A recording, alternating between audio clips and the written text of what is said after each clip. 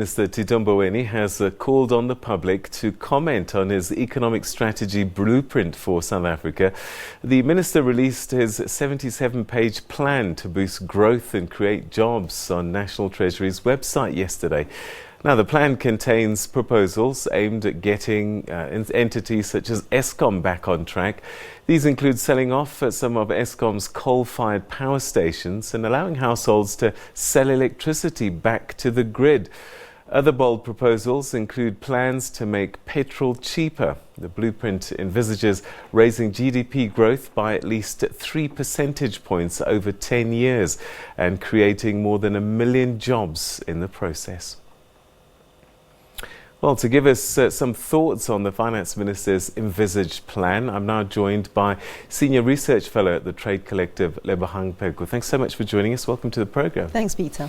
All right, so some people might say that the politics surrounding this release might be even more interesting than the actual contents of the document. So it is interesting that a finance minister would release a strategy document like this, given that we've got a national development plan.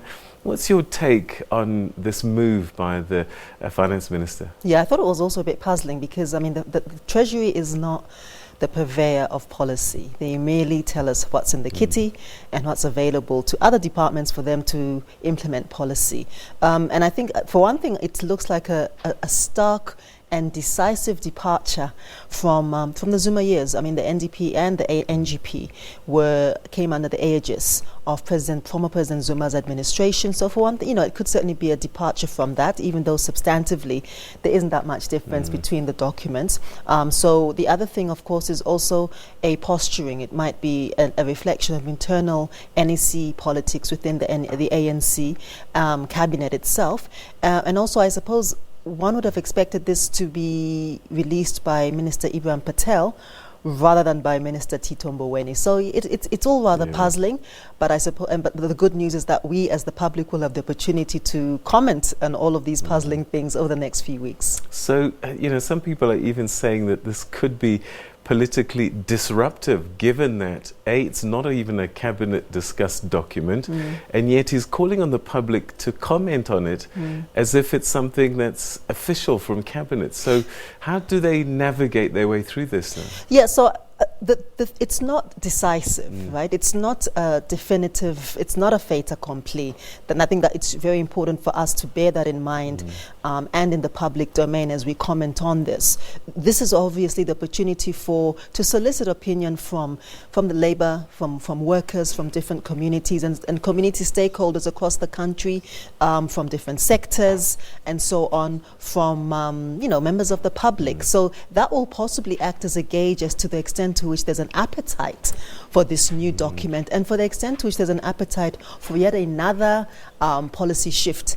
This will be, I think, since I started counting, this will be like the 11th document which is seeking to do something similar. Is it a radical departure from things that we've seen before and said before? Hardly. No, hardly. It almost consolidates bits of what we've seen in the NDP and in the NGP. It also consolidates some things that I hadn't seen since Asgisa. It makes some reference to the second economy, which was last seen and referenced in a specific, explicit way again during Asgisa.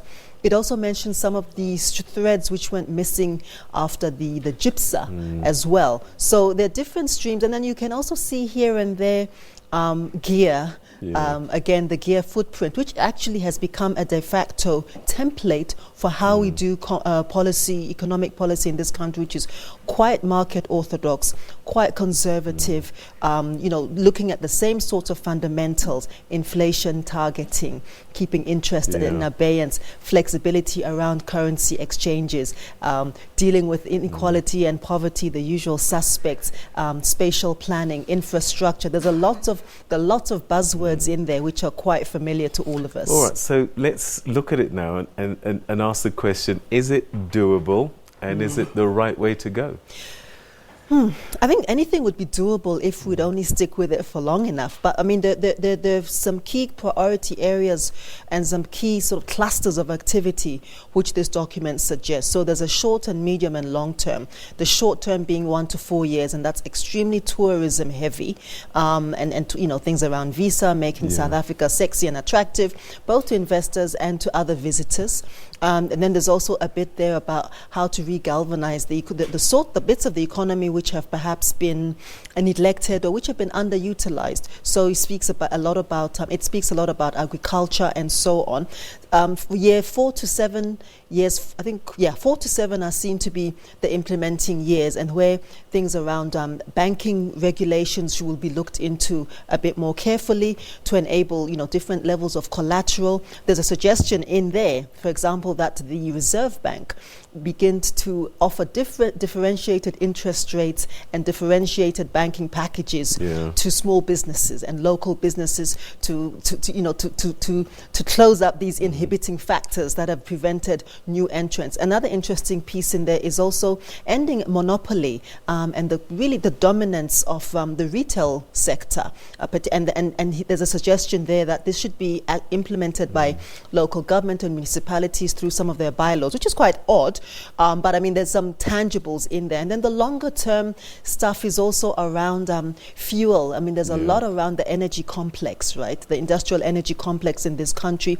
Look, there's no getting away from the fact, from the observation that this does look like an attempt to privatize key assets, doesn't it? Yeah. Which means already that the unions are probably going to push back on this. Quite correctly so. And we're also going to push back because one of the things that is stated quite explicitly is that electricity and fuel prices are going to continue to go up. And I think even as consumers, we will also push back. And there's also an attempt there to then speak about how households and companies and firms can resell the energy, the excess energy that they might generate, for example, through solar. It's all it's quite complex and quite odd, because it means then that where's the regulation for this? There's also the suggestion there that electricity be bought from a series and different kinds of service providers, so that there's choice and there's competition. Again, that links to privatization, which I think is quite an unpopular option, because it has never been shown that privatization solves economic problems, and it has never been shown that it solves poverty and inequality. It actually excludes far more people than it includes. All right, and perhaps to wrap it all up, so public have been asked to comment on this document. He'll then, I guess, look at it all and come up with a final document. What is likely to happen to that going forward? So I would like to guess that the minister has released this document. I'm sure he's released it in consultation, of course, with the presidency. But I'd also like to assume that in consultation with his colleagues in cabinet and the other ministries, because there's so many cross-cutting issues, environment, energy, the economy, and so on, water. There's a whole bunch of, so that I would want to assume that then once they've received all of these documents and all of these comments and documented them, they then go back and consider them, and then perhaps there's some sort of a process in which this is promulgated as the new baby for us to, and then NGP and NDP officially go and die and go to policy heaven with so many other beautiful, clever documents we've prepared in the past. Lebohang, always a pleasure to talk to you, but we never have enough time, unfortunately. But thanks so much indeed for giving us your insights on this document. Let's see where it goes. I'm sure we'll be having another chat in the near future. I'm sure. Thanks, Peter. All right, okay, that's where we'll leave that for the time being. Don't forget, you can actually comment on this document. You can find it on Treasury. And if you care about your country and what happens next, maybe it's something you want to input in at this time. Vanessa?